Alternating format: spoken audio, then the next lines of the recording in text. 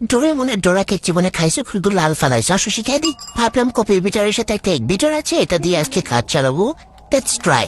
একটা ডিম, 1 কাপের 3 ভাগের 1 ভাগ আর কি চিনি, নর্মাল চামচের থেকে একটু বড় চামচ দিয়ে 2 চামচ তেল, এন্ড তারপর এখন বিট করতে যাচ্ছি। ওমা, তো কাজ করে না, এটা কি? এটা কাজ করে না, এটা ডিমের কুসুমি ফাটাবে পারে না, লগ্য কখন তেলতে হবি না, কোথায় কোথায় সব মাখালো হয়। এই যে এখন এসেছি আমি আসল মেশিন, এই মেশিন দিয়ে এখন আমি বিট করবো অনেক সুন্দর করে। এখন একটু দুধ আর কি, তারপর দিব 1 কাপ আটা। এখন মেখে গোটাই নিচ্ছি সুন্দর করে। এখন দিচ্ছে 1 চামচ বেকিং পাউডার। তারপর আল্লাহ সব মেখে গেছে। কি হবে? এটা তো করবো না, খেলবো না আমি, এটা খেলবো না, এটাই ভালো আছে। আরে ন্যাচারাল সবকিছুই ভালো, আসলে মুচ্ছালই আম্মু তো দিবে আজকে অবশ্য জোরে জোরে ঘুষে ঘুষে মুচ্ছাল।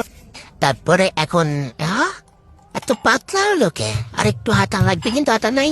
আচ্ছা যাচ্ছি এখন আমি এক আন্টির বাড়ি, এখন নাই এই শয়তানের সাথে দেখা। আচ্ছা এই আন্টিটা দিছে, এখন একটু একটু করে দিব আর তখনই আচ্ছা দিয়ে দিচ্ছি। এখন আর কি গুটাই নিব সুন্দর করে, গুটাই নিয়ে ভালো করে। এখন কনসিস্টেন্সিটা ঠিক আছে না, একটুকুই আটা লাগছে, তার জন্য কত কিছু কাহিনী। 1 চামচ ভ্যানিলা এসেন্স। এখন সবকিছু সুন্দর করে গুটাই নিয়ে এখন প্যানে দিয়ে দেবো একটু একটু করে। ওয়াও, এটা হচ্ছে হাল্লা গো ইয়া গেছে। একটু সুন্দর।